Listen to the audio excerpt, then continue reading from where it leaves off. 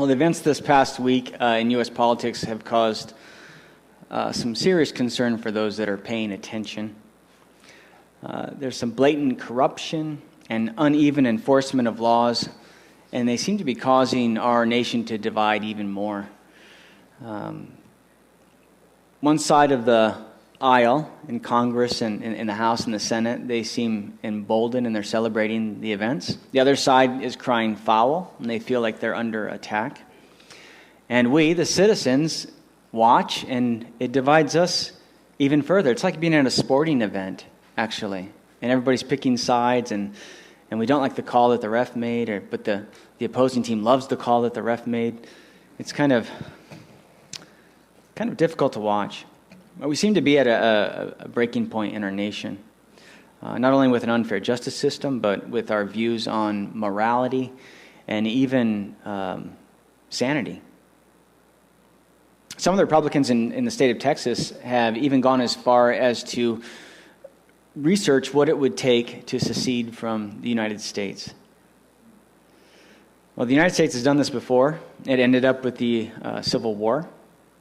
Of course, the issue that had divided the nation at that time was slavery. The southern states were united under the Confederacy and no longer recognized the authority of the Union.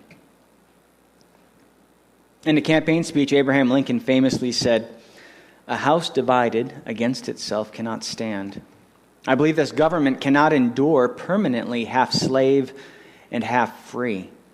I do not expect the Union to be dissolved. I do not expect the house to fall. But I do expect it will cease to be divided. It will become all one thing or all the other. And what Lincoln was saying, I think, is true. They would have either had to accept slavery or everyone would have to reject it. This was such a divisive issue, they couldn't continue the way that they were.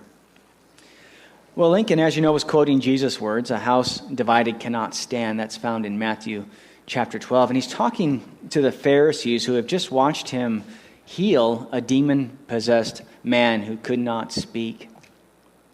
And the Pharisees accuse Jesus of being empowered by Satan. They say, well, of course he can cast out demons. He's got the prince of demon inside of him.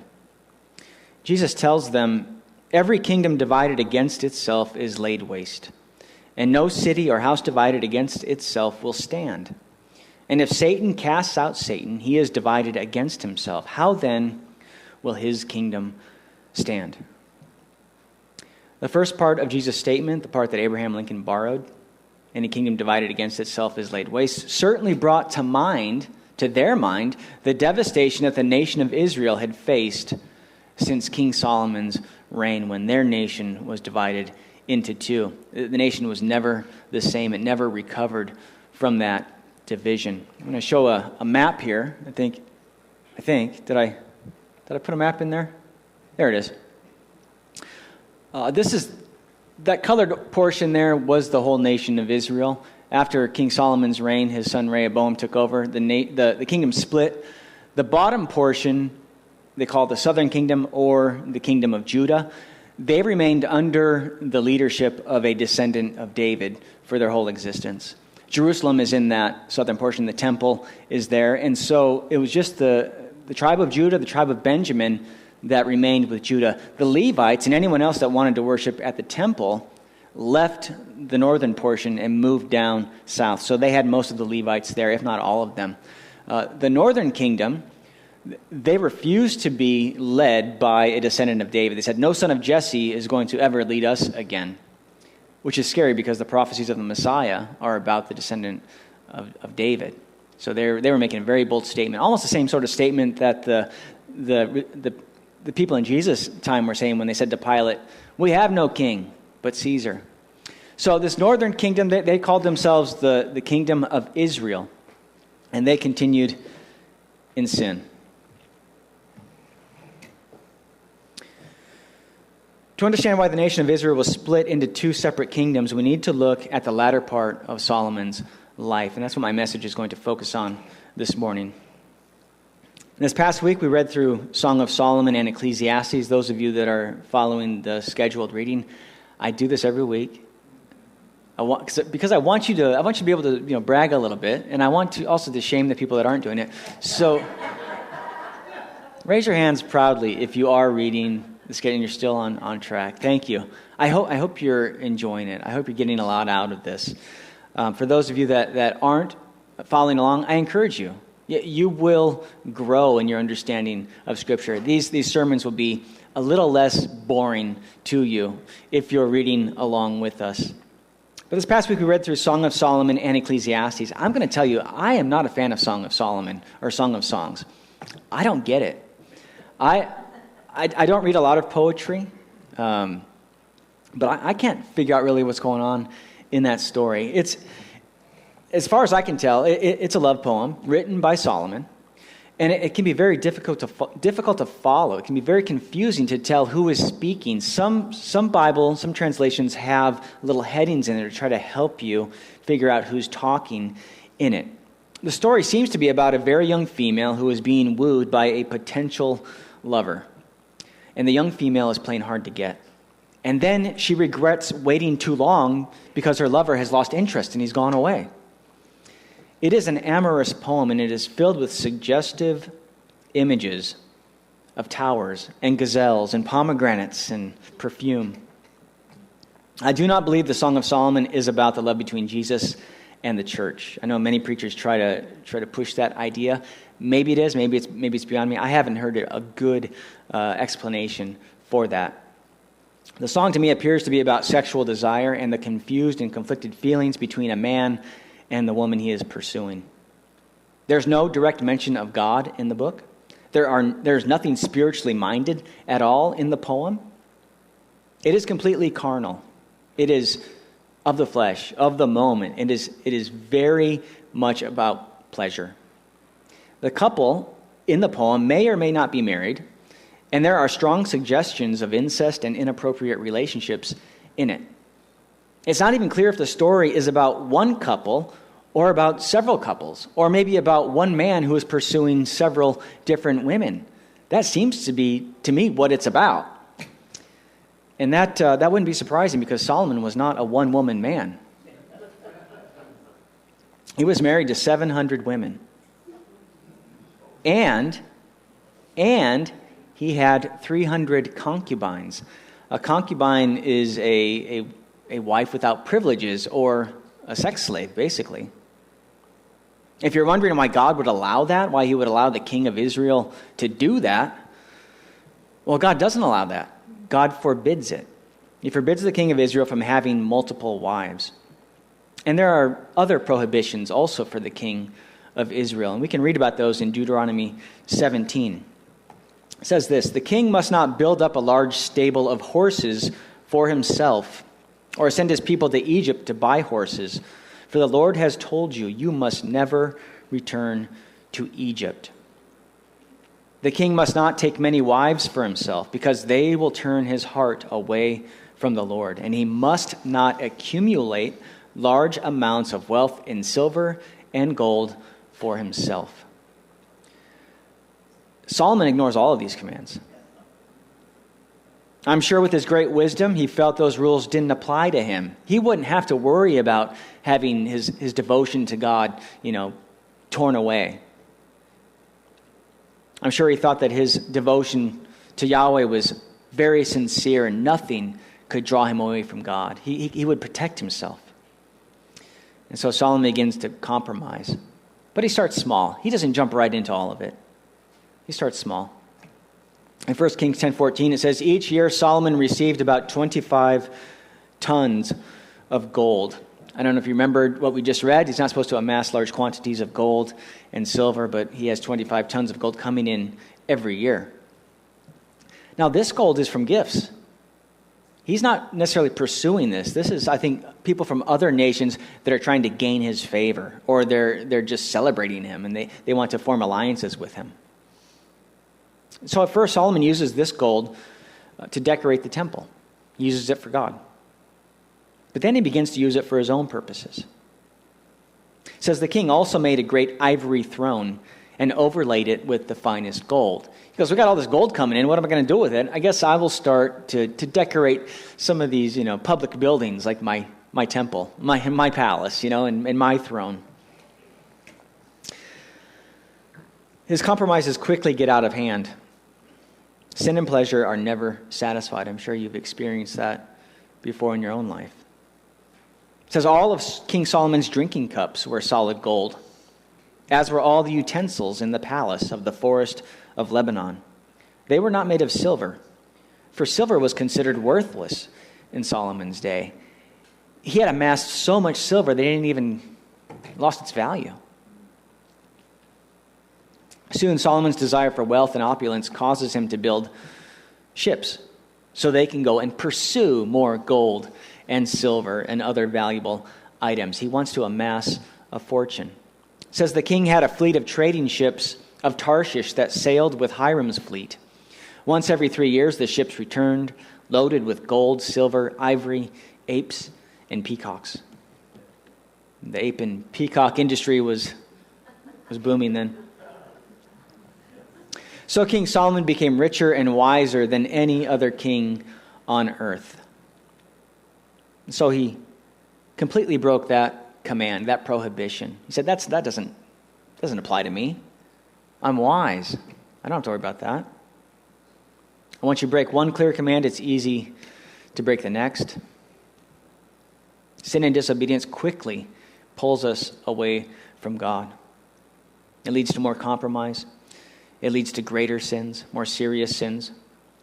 So Solomon begins to collect horses, first for his army.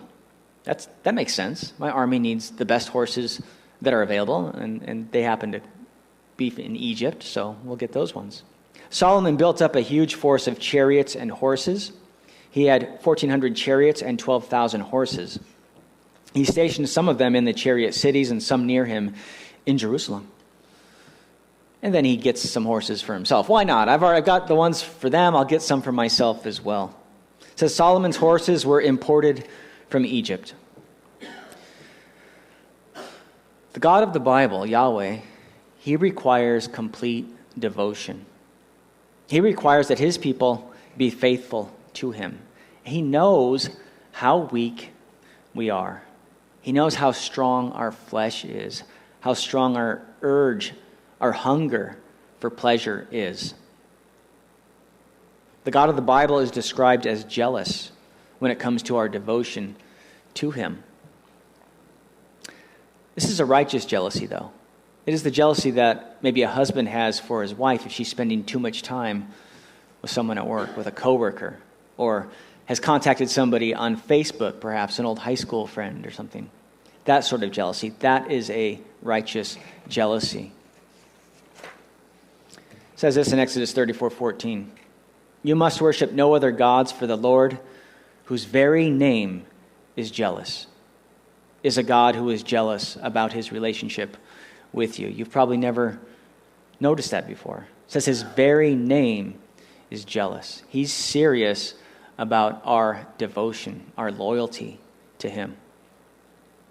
God knows that Israel's king could fall to temptation. He could be drawn to worship other gods. And how shameful would that be if the leader of God's people was divided? So God put those buffers in place. He was protecting the king's heart. He was protecting his devotion by putting those restrictions on amassing wealth and these foreign wives. The king was not required to live in poverty or to live like a peasant, but God knows that the flesh is never satisfied. We must guard against sin at all times. Materialism quickly leads to idolatry. We begin to love the created things rather than the Creator. And Solomon let his guard down. He compromised. Now his devotion and loyalty to God were divided. His kingdom, his mind, his heart, it was divided. Soon he would be doing things that he could have never imagined himself doing. You know, right out of high school, I got a job in a grocery store, and I hated it. But I had to have a job. I didn't like working with the public. I didn't like working with customers. Public's okay. Customers are different. So I got moved into receiving. It wasn't that I wasn't good with it. I was so good at my job. They wanted to promote me. They moved me back into receiving in the back room, so I didn't have to deal with the customers. It was a real blessing, and I enjoyed that that job. I had to deal with the delivery drivers. I had to deal with them. And one of the guys, one of my bread vendors, he used to listen to Howard Stern.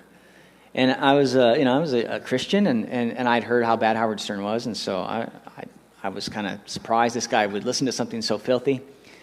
But he would blast it on his truck out there, and I could hear it. And he was kind of funny. And so I started listening to Howard Stern. And I was still offended by a lot of things he said, so I would turn it off. Oh, when it gets gross, I'll turn it off. And it gets gross a lot. So I turn it off a lot. Oh, I'll check in on it now. It's funny again. Okay, it's gross, turn it off. It didn't take very long before I was listening to the whole show. I wasn't offended by these things any longer. I had become accustomed to them. In fact, I started to sort of look forward to the time when Howard's show was on. I would listen to it. Now, when I became a land surveyor, I continued listening to it, and it was affecting the way that I talked, and it was starting to affect the way that I think. One time I was working surveying on this property, and the job super came over, and he goes, "How can you listen to that garbage? Doesn't it rot your mind?" And I said, "That's what I said to that guy all those years ago. I have fallen so far into this. It is so easy to do. We compromise in one area. We put up these guardrails. We say, I'm not going to go past this, but we do. We get so comfortable when we start to enjoy these things. And people do it with alcohol. I'm only going to drink on Saturday nights, and I'll only have one drink, and it continues. I'm only going to gamble a little bit. I won't exceed this amount, and they do. Sin is hungry. We are hungry. Our flesh is hungry for pleasure. I don't listen to Howard Stern any longer. I gave that up a long time ago. It was hard. It was hard to break that. Well, King Solomon began to do things that he could never imagine himself doing. Shameful things, wicked things. It says, now King Solomon loved many foreign women. Besides Pharaoh's daughter, he married women from Moab, Ammon, Edom, Sidon, and from among the Hittites. The Lord had clearly instructed the people of Israel, you must not marry them because they will turn your hearts to their gods. Yet Solomon insisted on loving them anyway. He had 700 wives of royal birth and 300 concubines. And in fact, they did turn his heart away from the Lord. In Solomon's old age, they turned his heart to worship other gods instead of being completely faithful to the Lord his God, as his father David had been. That's terrible. It says Solomon worshipped Ashtoreth, the goddess of the Sidonians. Ashtoreth was a fertility goddess. She was a very sensual religion. And as far as I can tell, there wasn't any human sacrifice, but they would sacrifice the virginity of women. So they would ruin young women for this god. He also worshipped Molech, the detestable god of the Ammonites. Now, this was a god that demanded child sacrifice. And Solomon worshipped this god. In this way, Solomon did what was evil in the Lord's sight. He refused to follow the Lord completely as his father David had done. On the Mount of Olives, east of Jerusalem, he even built a pagan shrine for Chemosh, the detestable god of Moab. This is a god of war, and another one that requires human sacrifice. If you want to be blessed by him, you must offer human sacrifice. And a shrine for the detestable god of Moab, and another one for Molech, the detestable god of the Ammonites. Solomon built such shrines for all of his foreign wives to use for burning incense and sacrificing to their gods. Solomon was in deep. To please his wives, he built shrines to pagan gods, and in this way he defiled himself and he defiled Israel, the land of Israel. And I believe that it was this influence in Solomon's life that causes the frustration and confusion that we read in Ecclesiastes. Those of you that read through Ecclesiastes this week, you probably said, what is wrong with this guy? We read Proverbs and he seems to have it all together and he loves the Lord. But you read Ecclesiastes and you say, this guy is suicidal. This guy, there's something wrong with him. He's contradicting himself constantly in what he says. And he admits that. In Ecclesiastes 1:12, he says, I, the teacher, was king of Israel, and I lived in Jerusalem. I devoted myself to search for understanding and to explore by wisdom everything being done under heaven. I soon discovered that God has dealt a tragic existence to the human race.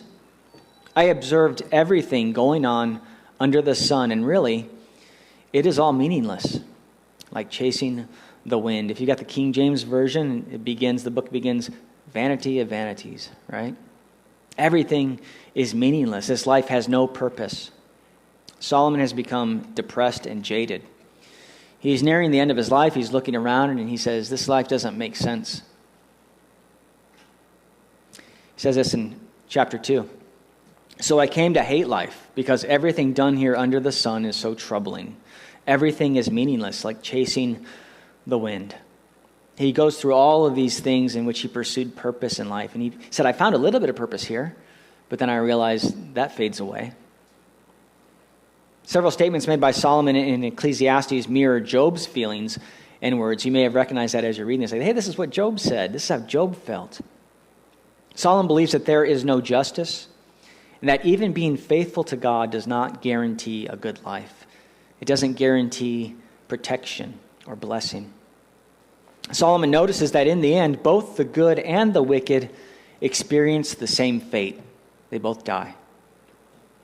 He says, again, I observed all the oppression that takes place under the sun. I saw the tears of the oppressed with no one to comfort them. The oppressors have great power, and their victims are helpless. So I concluded that the dead are better off than the living. But most fortunate of all are those who are not yet born, for they have not seen all the evil that is done under the sun. This almost sounds like the arguments that the pro-abortionists make. It's better for that child not to be born because there's so much. They wouldn't want to be in a family that doesn't love them or doesn't want them. That shouldn't be surprising, since Solomon was certainly involved with child sacrifice, or at the very least, he approved of it, maybe even encouraged it. I'm sure he justified it with sayings like this: this life is terrible for people. It's better not to be born.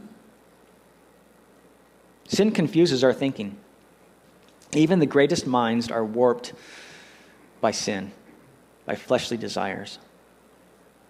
There's a fine line between genius and madness, and that line, I believe, is the fear of God. And that's Solomon's biggest problem. He has lost his fear of God. And it's easy to see why. He does not believe that God punishes the wicked, and he does not believe that God rewards the righteous. He says, I have seen everything in this meaningless life, including the death of good young people and the long life of wicked people. So don't be too good or too wise. Why destroy yourself? On the other hand, don't be too wicked either. Don't be a fool. Why die before your time? Pay attention to these instructions, for anyone who fears God will avoid both extremes. He says, if you fear God, you won't be too good. He's confused. He's a walking contradiction. He sounds like all the other ancient philosophers. They're double-minded. They talk out of both sides of their mouth. They're inconsistent in their beliefs. Solomon uses that phrase, the fear of God, but it has lost all meaning to him. This is because Solomon no longer believes in an afterlife. He believes that this is all that there is. When you die, you return to dust, and the essence of your life, the breath that God has given you, returns to God. You are no more. Even though Ecclesiastes is filled with contradictions and bad advice, Solomon's wisdom and insight in the book cannot be denied. There is a lot of really great advice in there, a lot of wisdom still in there. And so you need discernment when you read it. In fact, Solomon is right.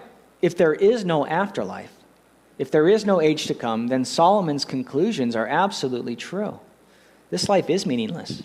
If this is all there is, this life has no point. Even the Apostle Paul agrees with him. If there's no resurrection, then we who have placed our hope in it through Jesus are to be pitied more than anyone else. We're wasting our time here. If there's no age to come, no afterlife, then Solomon is absolutely correct. Life is lived in vain. The good suffer unjustly, and they experience the same fate as wicked people. And so what is the point of obeying God or fearing him? What is there to fear if there is no day of judgment? That's why Solomon has lost his fear of God. Even Solomon's conclusion, which many believers believe redeems the rest of the book, it's half-hearted at best. It is his weak attempt to find purpose in life. He's searching for purpose. He says, I can't figure it out. I guess this is the conclusion. He says this, that's the whole story. Here now is my final conclusion. Fear God and obey his commands, for this is everyone's duty. In other words, he's saying, fear God because you're supposed to. God will judge us for everything we do, including every secret thing, whether good or bad. And there's another contradiction. When? When will God judge us? He doesn't believe in an afterlife. His advice carries no weight. It falls flat. He can't even convince himself to fear God. Solomon's compromises and disobedience in the small areas led to full-out wickedness and idol worship, which has led him to believe, and perhaps it encourages his belief, that there is no day of judgment. Because really, that would be his hope, that when I die, that's all there is. I don't want to face God when I die. That's the hope of many atheists, ones that I've talked to anyway. And I believe it's their motivation to keep rejecting the truth. Their hope is that when they die, they will not be accountable to anyone. They hope they will turn to dust. They hope they will be no more. It says this about Solomon. The Lord was very angry with Solomon, for his heart had turned away from the Lord, the God of Israel, who had appeared to him twice. He appeared to him twice. And Solomon knows God is real. He knows God exists. He just doesn't fear him. He had warned Solomon specifically about worshiping other gods, but Solomon did not listen to the Lord's command. So now the Lord said to him, since you have not kept my covenant and have disobeyed my decrees, I will surely tear the kingdom away from you and give it to one of your servants. But for the sake of your father David, I will not do this while you are still alive. I will take the kingdom away from your son, and even so, I will not take away the entire kingdom. I will let him be king of one tribe for the sake of my servant David and for the sake of Jerusalem, my chosen city. So after Solomon's death, his son Rehoboam becomes Israel's king. The people, led by Jeroboam, request that Rehoboam reduce their taxes, and Rehoboam refuses, and he threatens to actually increase their burden. So the people reject Rehoboam as king, and the kingdom of Israel is divided. And Jeroboam, the one that led the insurrection, if you will, he becomes king of the northern kingdom. The prophet Ahijah, speaking for God, predicted that all of this would happen. He told Jeroboam that it would happen. And interestingly, he says this to Jeroboam. He says, if you listen to what I tell you and follow my ways and do whatever I consider to be right, he's speaking for God, of course. He says, and if you obey my decrees and commands, as my servant David did, then I will always be with you. I will establish an enduring dynasty for you, as I did for David, and I will give Israel to you. God wants full devotion from his people. He demands it. He is jealous for our devotion. And when Jesus tells the Pharisees that a kingdom divided cannot stand, he was certainly using Israel's past as an illustration, reminding them that God has selected a descendant of David to rule over Israel forever. The tribes that rejected David's descendants as their king quickly descended into pagan idolatry and wickedness, and eventually they were completely wiped out. The Pharisees, or anyone that rejects the Messiah, who is God's anointed king, will also be removed from the land. I think Jesus is warning them and pointing them to that fact. When Jesus said that a kingdom divided cannot stand, he wasn't really refuting the Pharisees' accusation that he was working for Satan, because they were basically saying, you're trying to deceive the people. Satan is trying to deceive the people. He was warning them that they need to make up their minds about who he is and pledge their devotion to him before it is too late. They will be judged by God for every idle word that they speak. Jesus says this to them, "But if I am casting out demons by the Spirit of God, then the kingdom of God has arrived among you." And they knew very well that he was from God. No one could do the things that he could do. His fruit showed that he was from God. Jesus is telling them it's time to stop living in both kingdoms and to pick a side. They cannot serve God and their flesh. A divided kingdom will be destroyed. This was true of them, and it's true of many Christians today. We are double-minded. We have a divided loyalty. We do not want to obey Jesus' commands, but we do not want to go to hell. We don't necessarily want to enter the kingdom of God. We just don't want to go to the other place. We don't want to be denied entrance. So many Christians play both sides. They do like Solomon suggests in Ecclesiastes. Don't be too good or too bad. Don't wear yourself out. I did that in my own life in high school. Man, I didn't want to go to hell, but I didn't want to do what Jesus wanted. Jesus demands full loyalty, full devotion. He's just like his Father. He tells the Pharisees, anyone who isn't with me opposes me, and anyone who isn't working with me is actually working against me. And then Jesus warns them, reminding them that the day of judgment is coming, the day that they will be held accountable and judged for every secret thing that they have said or done. They will be exposed for who they really are. Jesus says, "You brood of snakes, how could evil men like you speak what is good and right? For whatever is in your heart determines what you say. A good person produces good things from the treasury of a good heart, and an evil person produces evil things from the treasury of an evil heart. And I tell you this, you must give an account on Judgment Day for every idle word you speak. The words you say will either acquit you or condemn you." Our idle words or our careless words, they expose us for who we really are, where our loyalty lies. Jesus will not tolerate the double-minded. He will not tolerate those with divided loyalty. They will not be allowed in his kingdom. He is looking for disciples that will put their hand to the plow and not look back. Jesus is basically telling the Pharisees the same thing that Joshua told the people of Israel. He said, "Choose this day whom ye will serve. As for me and my house, we will serve the Lord." And I say the same thing to you. Choose today whom you will serve.